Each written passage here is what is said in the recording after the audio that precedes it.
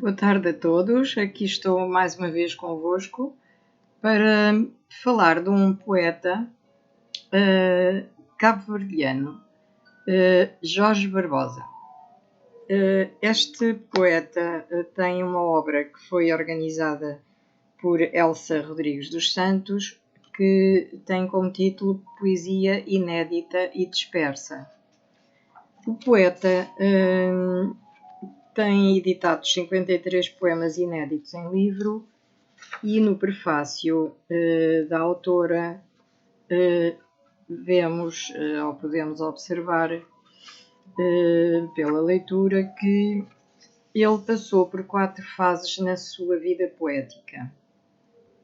A sua fase inicial, com os poemas O Desejo Louco, publicado em 1928, e Ondas, em 1929, no Jornal da Europa, numa folha literária, conjuntamente com outros poetas como João José Nunes, José Lopes, Pedro Cardoso, Fausto Graça e Eugênio Tavares. É uma fase romântica, esta inicial, da qual lerei um poema muito belo e portanto, a iniciar a leitura dos poemas. Esta fase romântica é, digamos que dentro dos moldes clássicos, e o soneto é, portanto, a forma privilegiada que o poeta escolheu para versar num ritmo bem rimado, com uma adjetivação elegante e fértil, muito ao gosto dos poetas que o acompanham, sobretudo José Lopes e Pedro Cardoso. No entanto, a nota ousada de fino erotismo confere a este jovem que despontava para a poesia uma certa modernidade. No poema Ondas, o mar é identificado com o coração do poeta, que mais não é do que a representação da alma do seu povo. Com a inquietação, a rebeldia e a brandura das ondas, a soluçar um cântico magoado e misterioso, a cumprir uma sina, um mandamento. Há, portanto, a preocupação de tratar a identidade cabo-verdiana nessa simbiose de contrastes que traduzem o ilhéu, onde o destino está presente como um ritual que se repete dentro do ciclo da vida. Isto é comum a outras vivências de outros escritores ou poetas que vivem em ilhas. Portanto, há sempre uma certa tendência para mostrar o contraste existente entre viver rodeado de mar e não dentro de um continente que efetivamente só terá ou será bordejado em determinado local ou lado pelo oceano. Depois, o poeta tem efetivamente uma segunda fase na sua vida poética e nesta fase os poemas mais conhecidos são O Pássaro Fechado, A Que Ficou Sem Par, Aspiração e Baile. Há uma contradição de sentimentos e de sensações a que correspondem os limites das ilhas, tendo o mar como fronteira ou prisão líquida, mas por outro lado convidando ao sonho e à viagem. Libertação do corpo, do espírito, revelando a consciência da insularidade, intelectualizada pela própria poesia. Neste período, há já uma intenção clara de Jorge Barbosa de se encontrar com a sua cabo-verdianidade. E depois, em seguida, nesta segunda fase, surge uma revista que ele publica em 1936, que se chama Claridade, que estava à espera de publicação com o propósito definido de fincar os pés bem firmemente no humus cabo-verdiano. Digamos que Jorge Barbosa estava integrado dentro deste espírito. E, mais do que isso, Jorge Barbosa estava consciente do lugar que ocupava Cabo Verde no mundo, a sua componente africana muito forte, que o leva a cantar em versos África, em 1935, talvez já contagiado pelos movimentos da africanidade e da negritude, que pela voz dos africanos despontavam a partir dos anos 20. O continente africano surge com uma grande vitalidade, terminando o poeta num grito de esperança pela libertação.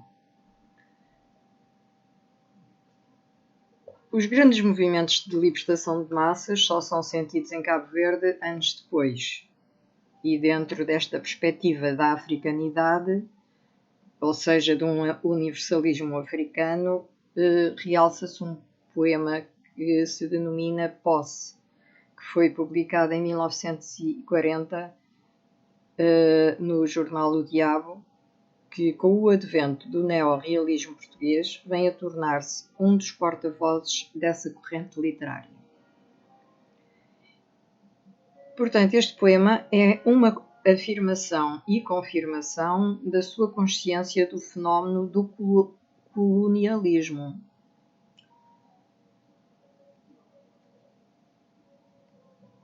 As revistas que fazem um percurso literário, desde os modernistas e presentistas como Fernando Pessoa, Adolfo Casais Monteiro, Eduardo Betancourt, Jorge de Sena,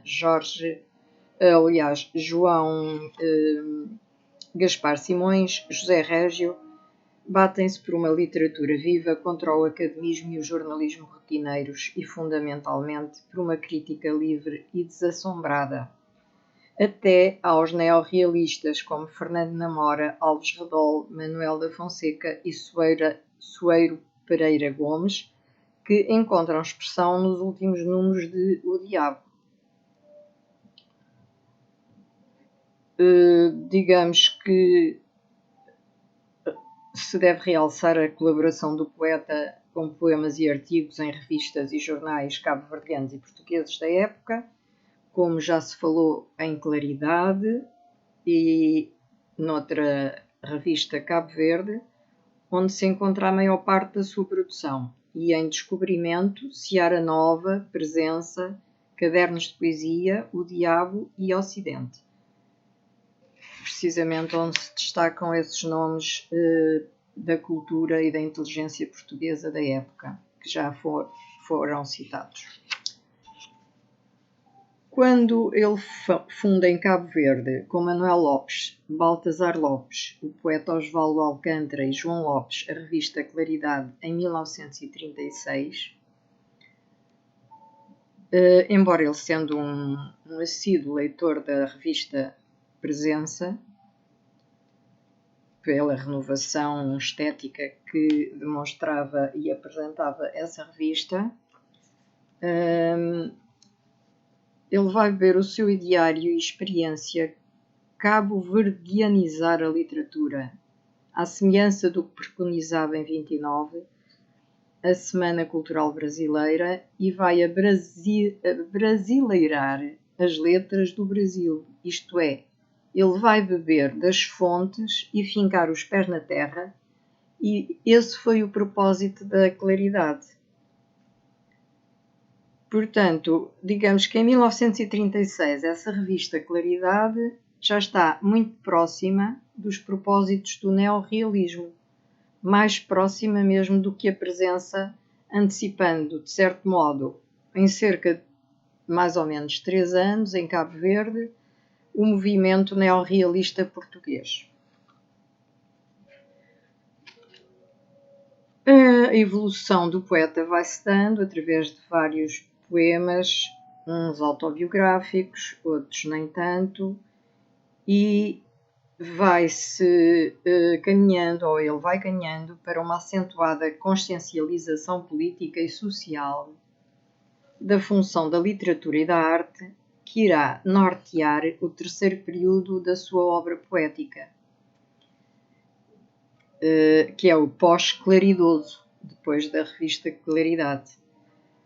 Pós-claridoso ou da mudança, período que se caracteriza pelo discurso da agressividade, nunca perdendo, porém, o lirismo de caráter afetivo, característica preponderante do seu temperamento.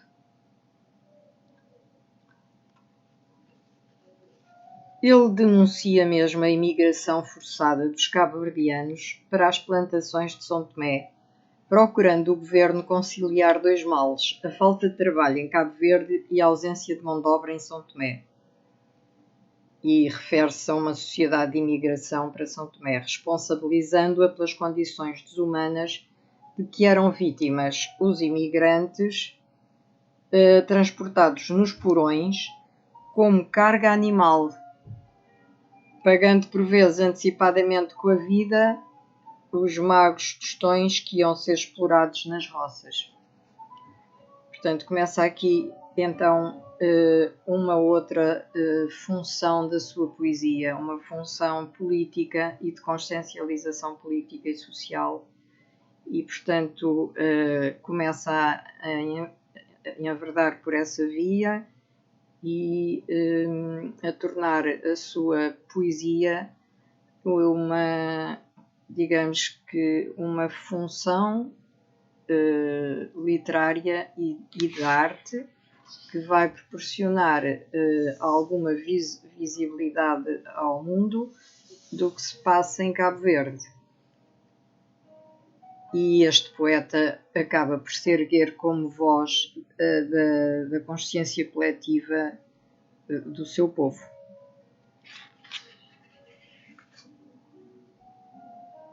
Digamos ainda que Jorge Barbosa, em 1966, no período de recrudescência da guerra colonial e da repressão em território português, quer no continente, quer em África, escreve, ou continua a escrever, vários poemas como Júbilo.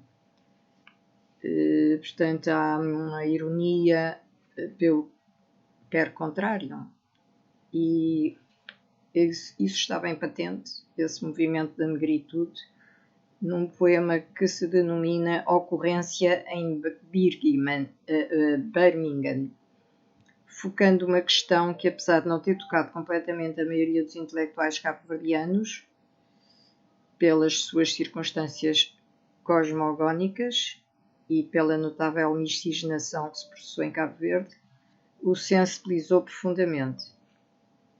E então traduz por esse meio a violência racista nesse poema. Finalmente, a quarta fase dos seus poemas dá-se nos finais dos anos 60, em que o tom sobe de indignação e tudo é dito, preparando o caminho da emancipação e da revolução. E, portanto, desses poemas irei ler, penso que o inicial da fase romântica e o final, poderei ler alguns outros entretanto, esparsos, e o final desta quarta fase em que ele tem um poema em que se insurge contra a autoridade, denominado Varredores. Da primeira fase, então, eu lerei o primeiro poema, que é efetivamente de uma beleza muito grande e que nos acaba por, digamos, para além do seu erotismo, nos conciliar com o amor e sentir, portanto, uma paz interior depois desta leitura deste soneto. Este soneto, intitulado Desaslouco, começa assim: Aperta-me em teus braços torneados, aperta-me ao teu seio palpitante. Ai, deixa-me sonhar, alma errante, pelas regiões do amor, sonhos dourados. Vê como a noite é calma e enluarados os campos têm a cor esbranquiçante. Aperta-me nos braços, minha amante, dá-me os teus lábios frescos e rosados. como dois pombos nós assim unidos, e lá no céu boiando, triste a lua, terá a vida em cantos reunidos. E eu hei de despir para ver-te nua, à luz do luar, os seios languescidos, para ver a tua carne como és tua. Portanto, um poema muito belo, muito tranquilo, de uma beleza que nos demonstra a sua voz íntima. Esta voz íntima também é, por acaso, o título de um outro poema do mesmo autor. Mas, efetivamente, é de uma beleza extraordinária e, portanto, pertence à sua primeira fase, à sua fase romântica. Vou ler aqui um outro poema que se intitula Convite à Viagem. E começa, portanto, penso que com o nome de um amigo,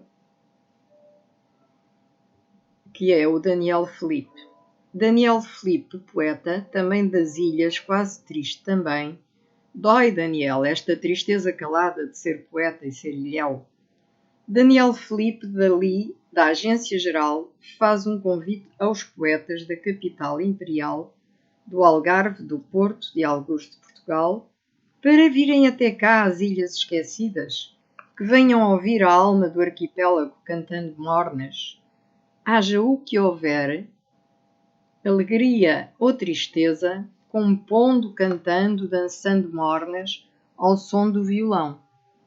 Não é que não possam ter mais ternura, mais humildade, mais poesia do que nós outros, os poetas de cá.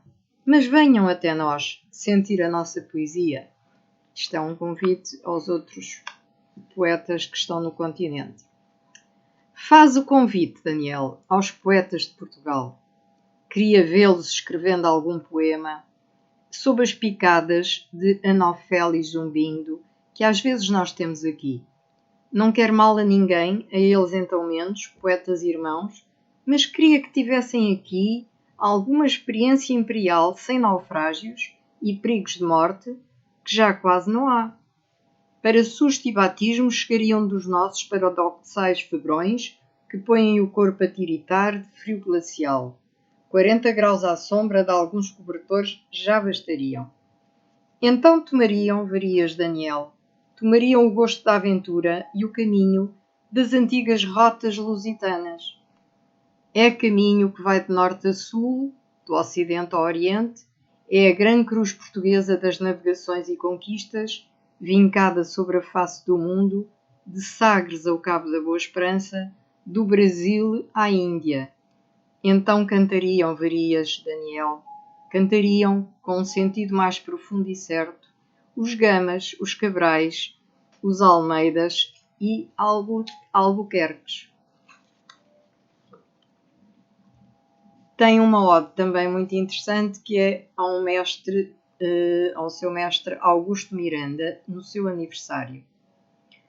Mestre, também quis ser presente para vos saudar com a minha simpatia, mas queria antes trazer as mãos endurecidas pelos remos e pelas enxárcias ou calosas por causa do manejo muitas vezes inglório das enxadas.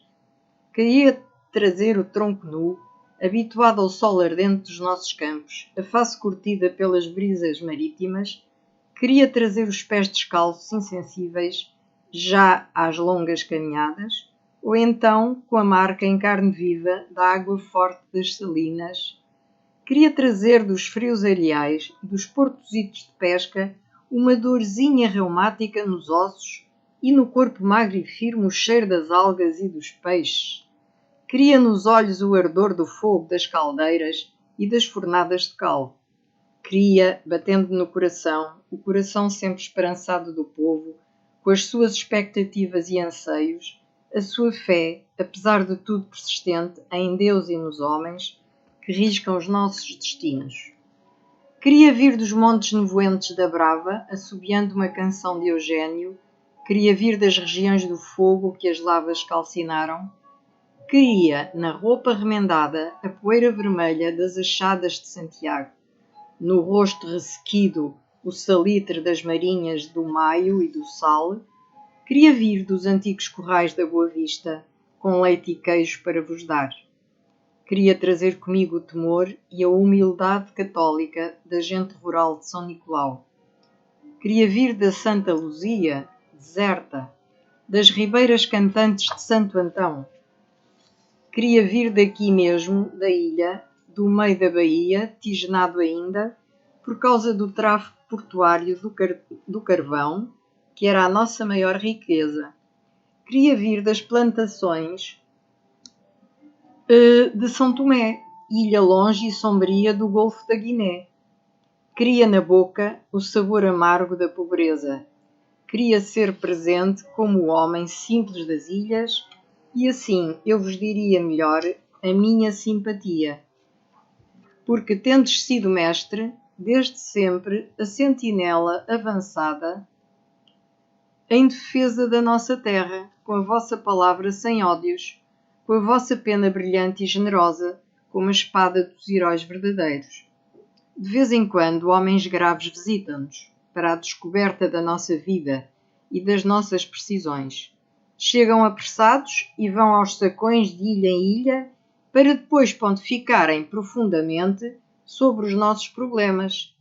Entretanto, mestre, há décadas sem descanso que vindes dando o grito de alarme em prol do arquipélago, apontando as nossas aspirações e o remédio ajustado para os males antigos que nos afligem. Tão antigos, dir-se-ia, datarem da hora inaugural da descoberta das ilhas. Porto Grande, estradas, instrução, agricultura, imigração, indústrias, recuperações, sei lá. De tudo falaste já, com a vossa palavra vibrante e sem ressentimentos pelo vosso passado, mestre, pela vossa luta, pelo vosso sorriso amigo, por tudo vos saúdo, trazendo comigo a ressonância desta gratidão que é de nós todos, mestre. Mestre, vos saúdo porque o soubeste ser, não só pelo que ensinaste nas escolas e nos dissestes com a vossa voz corajosa, vos saúdo porque ensinaste, como ninguém, a fé e o ânimo, o amor à nossa terra, porque nos ensinaste a verdadeira cabo-verdianidade, mestre, no coração de nós todos. Muito interessante este poema. Agora passo a um poema muito curto que é dedicado às mulheres de Cabo Verde e que se intitula Poema número 4. Se não fossem as mulheres pobres deste arquipélago, mães fecundas e heroicas, o que seria do povo? Como sobreviveria o povo? 5 séculos numerados apenas por cíclicas estiagens. Mulheres pobres das ilhas, Deus lhes deu a missão de lançar filhos à terra para semearem o futuro. Assim se recompensa com precisão a voragem das secas que passaram e das outras por vir. Senão, como haveria gente ainda partindo a caminho das roças de São Tomé e Príncipe? Como haveria braços ainda para a faina agrícola das ilhas nos anos bons quando chegam? Ignoradas mulheres, humildes do arquipélago, não fossem elas e a dádiva do seu ventre fecundo, não fossem elas e em 2 anos seguidos de estiagem ficava terra vazia de gente para morrer. Uma homenagem, efetivamente, às mães de Cabo Verde. Um outro poema denomina-se Memória, que é dedicado a Manuel Ferreira. E este poema começa desta forma. Dos homens não apertara as mãos fraternas, das mulheres jamais beijara a face, a boca, a espádua e os cabelos, nem delas nem do amor experimentara volúpias emoções e angústias. Da poesia não soubera, nem ouvira, nem compusera hexâmetros, decassílabos e outros, ritmos interpostos. Em livros de ciências, artes, letras, navegações, histórias, nunca houvera lido o pouco lido que fora e não retido. não me deslumbrara nas maravilhas passíveis que eu vira, criadas por Deus e pelo homem em formas, contornos, dimensões, policromias. Não ouvira de Bach e de Beethoven as ressonâncias e os silêncios entre os compassos em rodas de monos e estéreos reversíveis. Não se me apertara o coração por pesares e remorsos, nem se dilatara por surpresas, iras e revoltas, reteso e elástico a bater em rufos de tambor e cavalhadas. Vinhos saborosos, compactas sopas, repastos longos, banquetes de homenagem, dulcíssimas sobremesas, em espumas, cremes e trémulos, pudins confeccionados eu não provara. Do potro não tivera a timidez e a fuga ágil, nem depois do corcel eu não tentara o ardoroso ímpeto inconsequente, nem do rocinante o ora, fatigado passo, não ficara. A melancolia nunca sentira, a melancolia, a mágoa e o tédio de ser poeta e ser ilhéu. Tudo isso e o mais inuminado não houvera vindo trazer-me a inquietação, o riso e o drama das efemérides e o peso da memória. Assim, mais feliz eu fora. Este poema foi escrito na Ilha do Sal em fevereiro de 1966. E então, como li um poema da primeira fase, vou terminar com um outro da quarta fase deste fantástico poeta cabo-verdiano. Esta poesia chama-se Varredores, relato para o Sr. Presidente da Câmara Municipal da Ilha de São Vicente. Sr. Presidente da Câmara Municipal da Ilha de São Vicente, eis um relato apenas, e não sei se valeu a pena tê-lo escrito. Relato noturno dos varredores e varredoras municipais. São tão anónimos e os mais humildes dos vossos servidores. Já os vistes, Sr. Presidente, como eles passam a deshoras em grupos vergados e atentos sobre a calçada? Caminham mecânicos em passos sincopados, dos bonecos de corda com as vassouras síncronas varrendo a cidade adormecida. Na verdade, eles são os músicos incógnitos das sonolentas e úmidas madrugadas.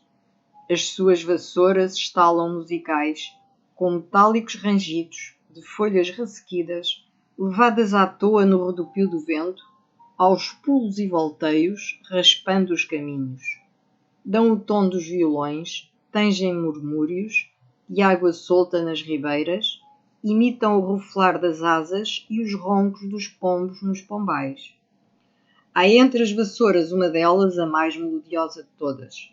Repentinamente, às vezes, entoa uma estranha e triste melodia, enquanto as companheiras fazem em surdina o contraponto com a música de fundo. Despertam uma simples e quase dramática ternura as largas fardas de drill dos homens e mulheres que varrem a cidade. Os uniformes balouçam caricaturais e bambos nos seus corpos famintos, como roupas trêmulas de espantalhos ao vento. Ah, Sr. Presidente, as fardas que usam representam tudo para eles. A roupa do trabalho, o traje cotidiano, um dia afinal também a mortalha. Fardas sem botões dourados, sem a perspectiva de postos e galões. Todavia, os homens trazem bonés de rígida pala marcial, com o brasão bordado da Câmara Municipal. As sombras noturnas dos varredores, desengonçados, flutuam na calçada polida e nela projetam figurações grotescas, aqui e ali, redondas e bujudas, ou oblíquas e longas. Pois, Sr. Presidente, são Dons Quixotes e Sanchos de Pança, consoante as distâncias das lâmpadas elétricas. Na ambulatória orquestra das vassouras camarárias há também o maestro. Instantes antes da luz da manhã, a um toque seu, a toada se cala, e o maestro marca a seguir a entrada da última partitura. As vassouras à uma rompem então uma brutal sinfonia raspando e golpeando com ira incontida o pavimento de pedras. São os ecos, Sr. Presidente, dos gritos, protestos e revoltas que nunca foram vozes. Mas a música final, tão breve, extingue-se com o primeiro clarão da manhã. Com ele se extinguem magicamente os varredores e as suas vassouras musicais. Ora, Sr. Presidente, talvez nunca tivesseis falado a nenhum, ou talvez falareis agora depois deste relato. Eu não sei. Portanto, esta é uma chamada de atenção ao Presidente da Câmara para com as pessoas mais humildes que servem a população e que trabalham de noite afincadamente para que a cidade, ao outro dia, esteja limpa e impecável para que todos possam ir para as suas tarefas diárias. Foi escrito na Ilha do Sal por este grande poeta. Por hoje termino, desejando um resto de boa tarde para todos e com muita saúde e paz nos corações. Boa tarde.